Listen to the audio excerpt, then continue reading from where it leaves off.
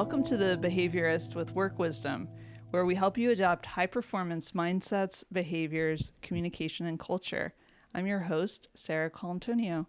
Our intention for the Behaviorist podcast is to share accessible, concrete practices that you can weave into your whole life to begin a shift toward joy and meaningful achievement.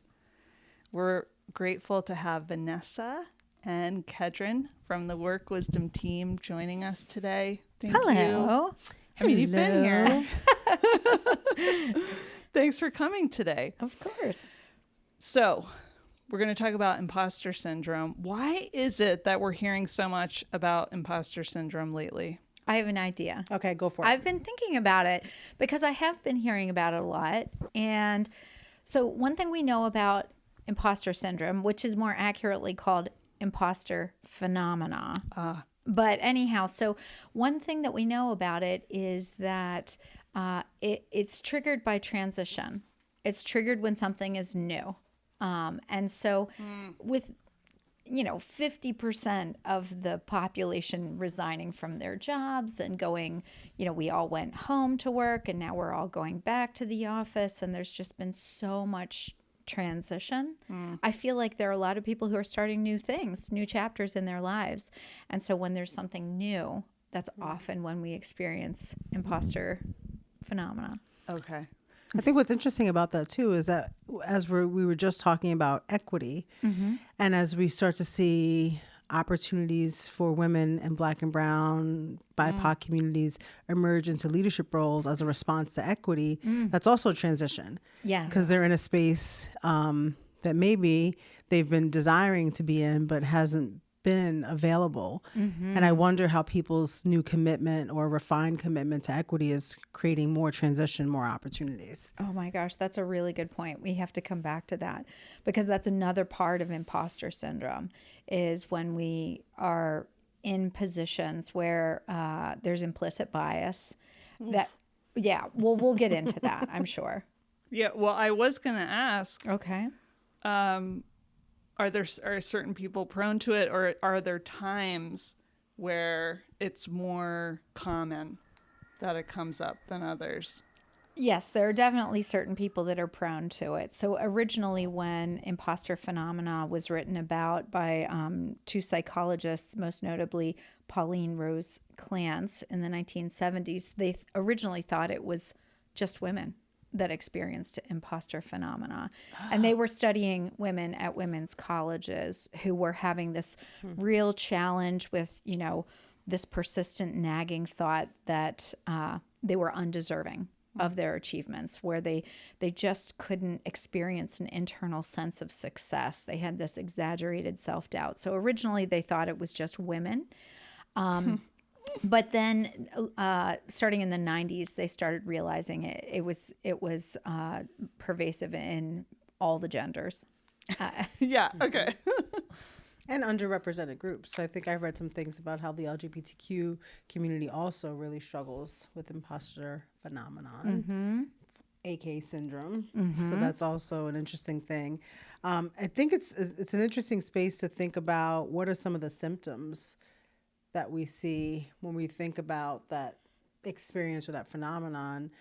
So I was looking up a few things and just trying to make sure, because I know personally I grapple in this space sometimes of feeling like someone's going to figure it out one day that maybe I shouldn't be here, or I don't have what it takes to be in this seat. But I think it is this feeling of like you were lucky rather than being, skilled, able, purposeful. So it's interesting to think about who is impacted and think about like what that feeling is. You're bringing up a great point. So Vanessa's a 2 on the Enneagram. I'm a 1 on the Enneagram. We know lots of Enneagram 6s that experience imposter syndrome. And so I've been wondering myself, and I've never read any research on it, but I'm going to say it right here on The Behaviorist. Is it possible that those who are in the dependent stance experience higher rates of imposter syndrome than those who are in the aggressive / assertive or withdrawn stance, because you're really checking in with others. Oh, yeah. You're what do they think of me? What do they think of what I just said? And so we're putting the locus of control in someone else's hands for our self-regard in the dependent stance. Right. And then we have what happens, I know for it too, is that position pulls me closer to shame. Right. So when you think about someone who's like, I want to make sure that folks are, engaged, happy, I'm meeting their needs. And if I'm struggling with this narrative and I'm looking for evidence of why this narrative is true, once someone is upset with me or not feeling like I've supported them well, that narrative just becomes more alive. So it's really interesting to think about it through an Enneagram perspective. Yeah. Yeah, maybe someone will research that someday. I would be curious about that. Back to your question, Sarah, about, who experiences imposter syndrome. I think that we can definitely talk about, is there something about gender? Is there something about stance? Is there something about underrepresented groups? I've been thinking a lot about, do we see it more in cultures where there is implicit bias, or do we see it more in workplaces where underrepresented people are not in leadership? And so that's something that I've definitely read about. Yeah. How do I recognize if I'm experiencing it? What is happening?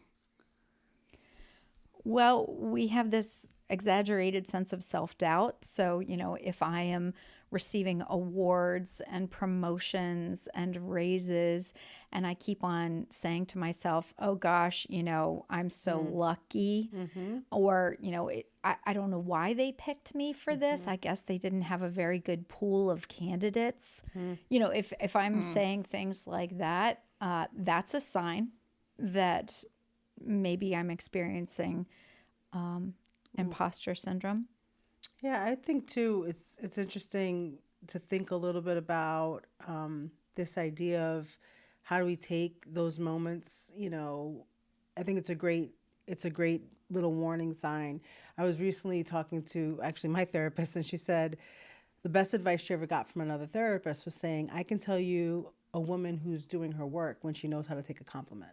And I thought I was like, well, fine. But I thought what was great about that, thank you, is this idea of this belief of belonging and worthiness, and that we can say, I worked hard for that promotion, and not trying to make it small or dismiss it like it's not a big thing.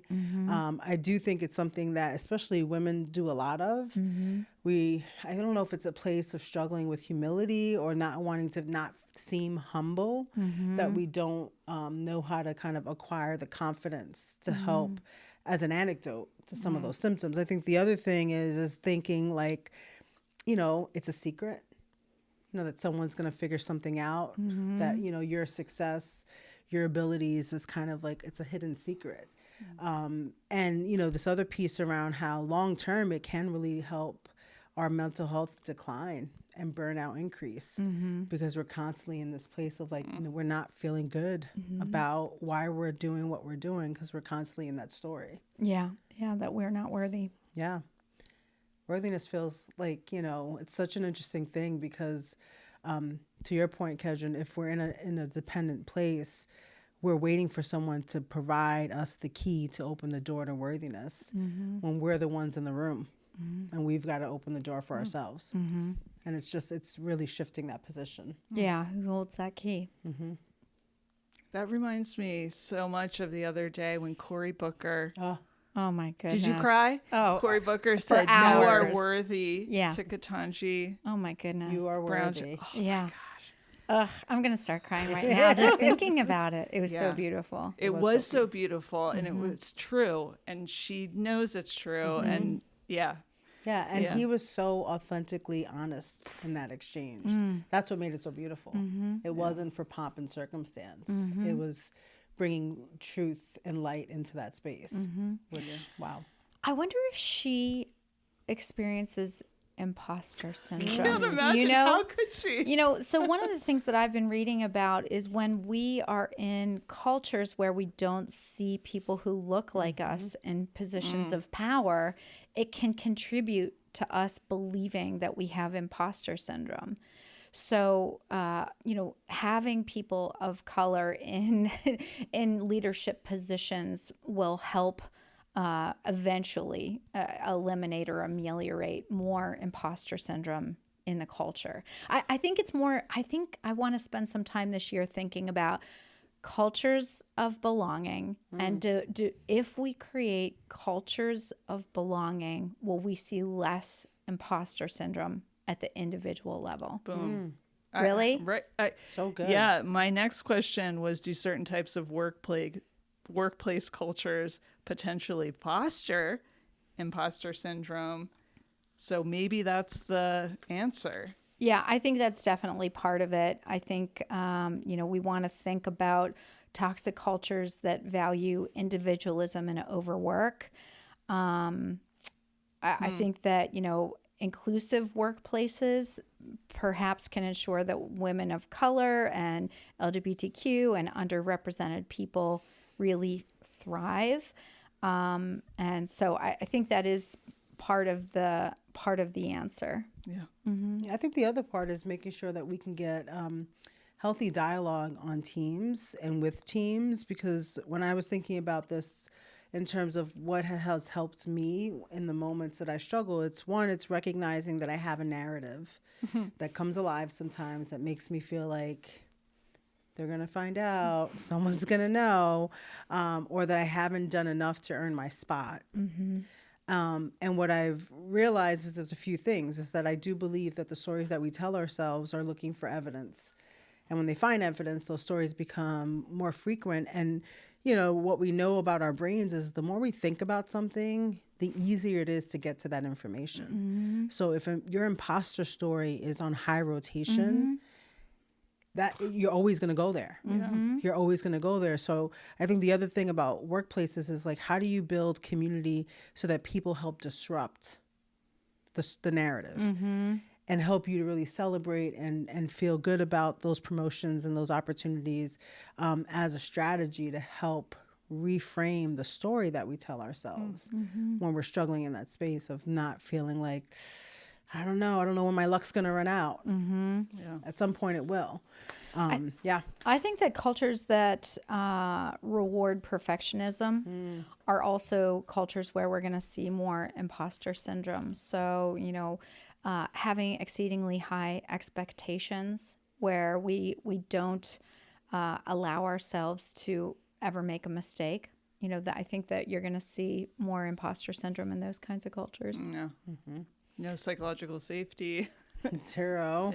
Yeah, learning how to take the B. I think in a culture, teaching people, especially young people, when to take the B. When do you not have to go for the A+? Not everything needs to be an A+. Recognizing perfectionism and not rewarding it. Also, I think, when we're celebrating successes regularly, and not the end result, but the effort. So putting the attention on the effort in rather than the result, because a lot of times you can't control the result. Yeah. It might be something in the external environment or some client or who knows what, but you can control the effort for the most part. Yeah. Yeah. I think too, it's also about still saying yes to opportunities. And doing some things afraid, right? So if that narrative is on high rotation and you're starting to talk yourself out of things, how do you put yourself in a position to say yes? Because sometimes success is the best antidote to imposter syndrome.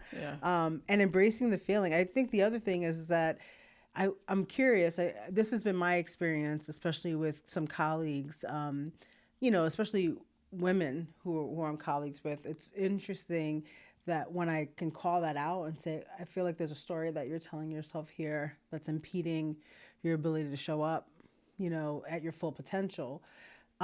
They think it's like all of a sudden someone pulled a curtain open and like it was their big secret. And then realizing like, no, everybody, there's so many of us who are in the same place, right? Yeah. But somehow the that experience you think is only yours. You think you're the only one with that self-doubt and, you know, looking for that evidence. But really you're not. And I think that's, you know, part of the power of it is sharing that and saying, hey, sometimes I struggle with, you know, this story about maybe I'm not enough. Maybe I shouldn't be here. Maybe someone's going to figure that out. And then they get to help call out that that's not really true. Yeah. You know, as part of that strategy. Yeah.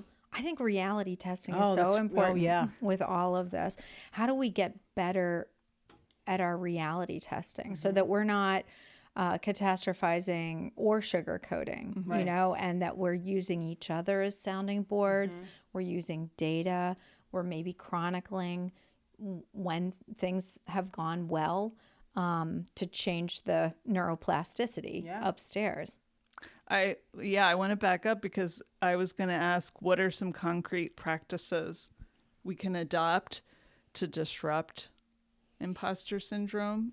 So I think it's getting people to know that it happens to you. Yeah. And saying, I need, you know, I don't know if Kedren, this was your line about like your personal board of directors, but you need that group to say, I'm really struggling with this project or this assignment because my imposter dialogue is really loud. Yeah. And, you know, I need some help kind of getting it to quiet down.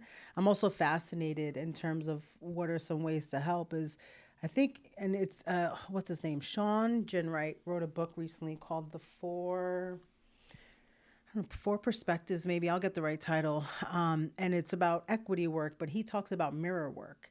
And that the first, you know, thing that we can ever do when it comes to equity is to lift up the mirror and look at ourselves. And I think that's also part of this work is, you know, knowing what you're emotionally intelligently using in terms of high usage and low usage. So maybe your reality testing is low usage, and in order to combat imposter syndrome, you've got to level that thing up, right?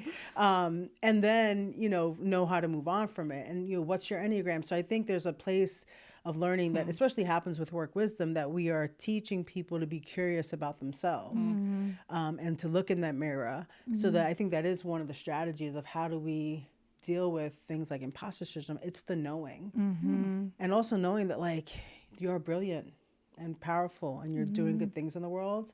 And a little self-doubt is okay because there's a level of humility, but there's a level of curiosity that you want to have. I think the scariest person that I meet is the person who thinks they know everything. Yeah. And has all the confidence, and it's like nothing bothers them and they're just off to the races. That person makes me nervous. Yeah, that's a different cognitive bias called the Dunning-Kruger effect, where actually you have low abilities, but your bias is to think that you are super amazingly great. Oh my gosh, have we ever met someone like that? Yeah, we've never had any political people. Yeah, that's never happened. But yeah, that's even more scary in some ways. So the good news about having imposter syndrome is that you can't have Dunning-Kruger effect. Yeah. If you have imposter syndrome. So that's the good news. Yeah.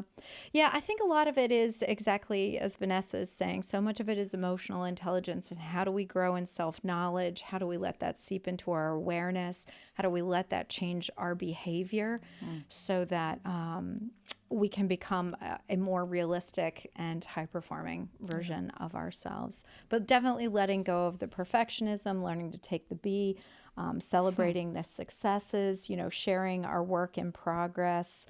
My grandmother had this phrase, which was, don't over-knead the pie crust. So I don't know much about making pie crust, but if you over-knead it, it's no longer going to be flaky. All right. So you just want to squeeze the flour and the butter and the water together enough so that it holds together. But I think part of this is learning that it's okay to just not over-knead the pie crust. That things can be, they don't need to be over-functioned because that's when we lose the magic. Yeah. That's when we lose the flakiness of our pastry. I'm hungry. So, right. Yeah. So she was brilliant. Yeah. I mean, I get that. I think this idea of being kind to yourself, the kindness goes a long way, especially internally. And then there's this other idea of like distinguishing the difference between humility and fear, especially when it comes to imposter syndrome. So it's one thing to say like, I have humility about this. I acknowledge that my gifts come from a higher power, but I'm going to use them for good. All the things that we can think about. And there's probably more eloquent ways to talk about humility, but there is a difference between that and fear. And I think if we're living in fear, then imposter syndrome is doing its job.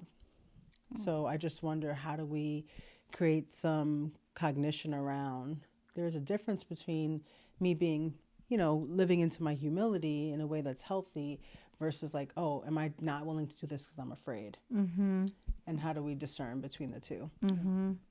Yeah, I think fear has so much to do with it, and it can be really motivating. I think thinking through self-regard, true self-regard, and thinking about, the fact that we can really move the needle on our self-regard when we are courageous, but it has to be strategic courage. So it has to be that we're being courageous about something that's really meaningful to us.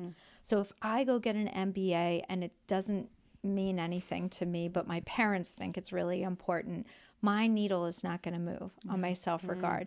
If I think getting a short story published is the coolest possible thing, and I do that, that's going to move my needle. So I think that there's something around imposter syndrome and really understanding what's going to move your needle and being courageous in important ways.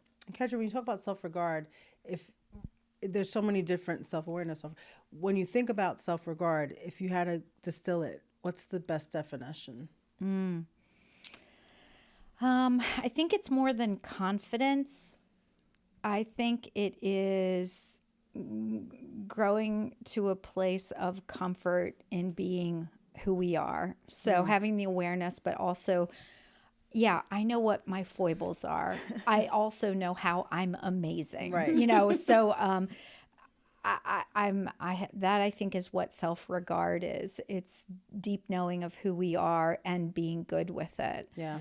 I also think inner authority is very tied to self-regard. And so inner authority is having these, I just think of it as strong roots going down into the ground. Like, I deserve to be here. I am solid. There is something inside of me that has power, and it's all integrated together. So I really like the practice of growing in inner authority by inviting the disowned parts of yourself in for tea, welcoming them, saying, "Hey, geeky 7th grader with really bad hair."